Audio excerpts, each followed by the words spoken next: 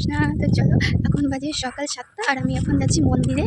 মন্দিরে দর্শন আরতি হচ্ছে, দর্শন আরতিতে যাচ্ছি। আজকে হচ্ছে কী বলতো, নৃসিংহ চতুর্দশী। সবাই মায়াপুর যাচ্ছে, আমরা মায়াপুর যাওয়ার কথা ছিল কিন্তু হলো না। তো যাই হোক, আমি এখন যাচ্ছি ইস্কন নিউটন গোশালা মন্দিরে।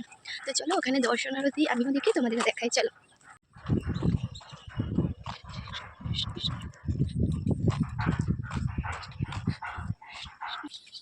আজকের ওয়েদারটা দেখো, কত রোদ উঠেছে।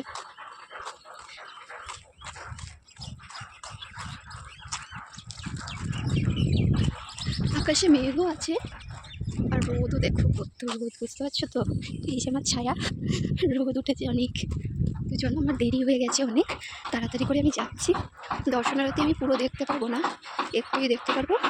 আর তারপরে ওখানে বসে বসে আমি জব করবো। তারপরে তো ওখানে বিকেল 4টে থেকে যজ্ঞ আরম্ভ। মন্দিরে চলে এসেছে, ঠিক আছে। বেশি ভিডিও আমি করবো না এখন, কারণ এমনিতেই দেরি হয়ে গেছে। সবাই দেখলেই বলবে যে এমনিতেই দেরি হয়ে গেছে, কারণ ভিডিও করতে করতে হচ্ছে। তো যাই হোক, মন্দিরে যাই, ওখানে গিয়ে দর্শন করেছি।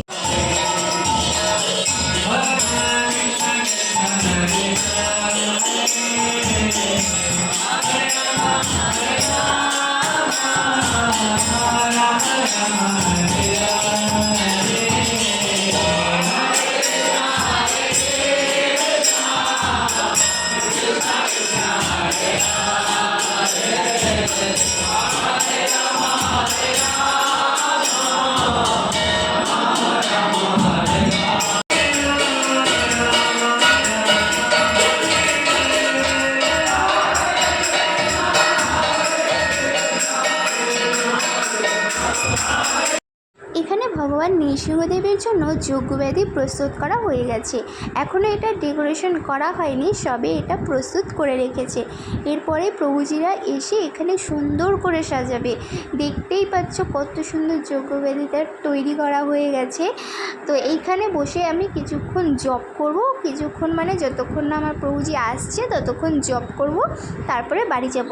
আর এখানে এত সুন্দর ঠান্ডা, মানে এইটুকুর ভেতরে, হ্যাঁ, বাইরে দেখতে পাচ্ছ প্রচণ্ড রোদ, আর এইটুকুর ভেতরে এত সুন্দর ঠান্ডা, তার জন্য সবাই এখানে বসে জব করে।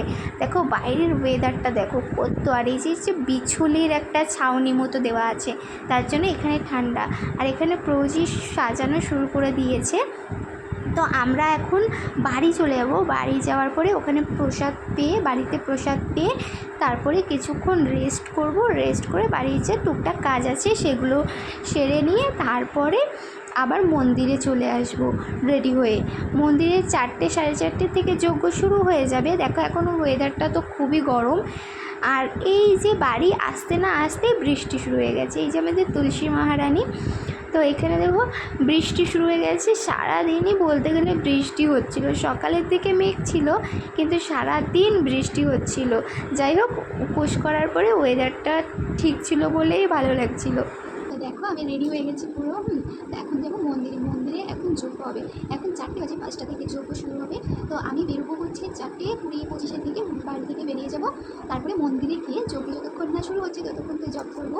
তারপরে যজ্ঞ শুরু হয়ে গেলে তোমাদেরও দর্শন করাবো আর আমি নিজেও দর্শন করবো। হরে কৃষ্ণ। দেখো আমি মন্দিরে হেঁটে হেঁটে প্রায় চলে এসেছি, ঠিক আছে। আর একটু কিছুক্ষণ বাকি। একাই এসেছি আর অনেক রোদ, রোদের তাপ নেই, তেমন বৃষ্টি হয়েছে তো তার জন্য। এই আর একটুখানি বাকি, বেশি দূর নেই। তাড়াতাড়ি গিয়ে তোমাদের দেখাচ্ছি। যজ্ঞ এখন আরম্ভ হয়নি, 5টা বাজেনি। চলো তাড়াতাড়ি করে মন্দিরে যাই। राधाकांत दुरंत संस्मृति हरिताक्षा हि जिह्वे सदा ओम तद विष्णु परमं पदज्ञं सदा पश्यन्ति सूरयः दिवीव चक्षुरा ततं तद्विप्राशो विपन्न भूयाग्रे भागं शमिन्धते। দেখো আমি মন্দিরে এসে গেছিলাম, আর এসে তো শুরু হয়ে গেছিলো যজ্ঞ। যজ্ঞ মানে সংকল্প চলছিল, যজ্ঞ এখনো শুরু হয়নি, ততক্ষণে সংকল্প চলছিল। তারপরে এখন দেখতে পাচ্ছ যজ্ঞ শুরু হয়ে গেছে। पूर्णमदः पूर्णमिदं पूर्णात् पूर्णमुदच्यते पूर्णस्य पूर्णमादाय पूर्णमेव। দেখো এখন পরিক্রমা হবে। যজ্ঞ শেষ হয়ে গেছে, এবার পরিক্রমা 3বার সবাই পরিক্রমা করে তারপরে আমরা মন্দিরের ভেতরে যাব। এদিকে সন্ধ্যা আরতিও শুরু হয়ে গেছে আর আজকে প্রচুর পরিমাণে ভক্ত এসেছে। দেখো মানে মন্দিরে জায়গাই নেই, দেখো কত ভক্ত এসেছে, মন্দির পুরো ভরে গেছে।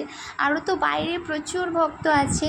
তো দেখো কত সুন্দর সন্ধ্যা আরতি, তোমরাও দর্শন করো। ভগবান গৌরনিতাইকে দেখো সুন্দর করে সাজিয়েছে, সবাই দর্শন করো গৌরনিতাই ভগবানকে। ওই যে পাশে ভগবান নৃসিংহদেব আছে, সবাই দর্শন করো ভগবান নৃসিংহদেবকে।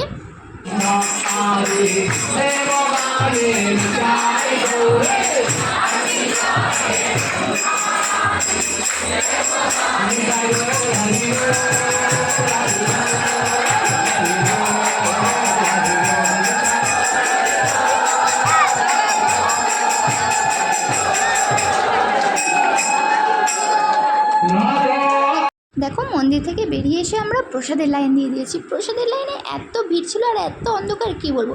চলো প্রসাদটা নিয়ে তারপরে তোমাদের সাথে কথা বলছি। তো দেখো এখানে প্রসাদ আমি নিয়েও নিয়েছি আর খেয়েও ফেলেছি, কিন্তু ভিডিও করতে ভুলে গেছিলাম, তার জন্য সবাই কত হাসছিল। তো চলো ভিডিওতে দেখে দিলাম যে কী কী প্রসাদ ছিল, সেটা তো বলতে পারলাম না। আর হ্যাঁ, অনেক রকমের ছিল প্রসাদ। তো যাই হোক প্রসাদ পেয়ে আমরা এখন বাড়ি চলে যাবো, ঠিক আছে। তো চলো, যদি ভিডিওটা ভালো লাগে অবশ্যই লাইক দেবে। হরে কৃষ্ণ, টাটা।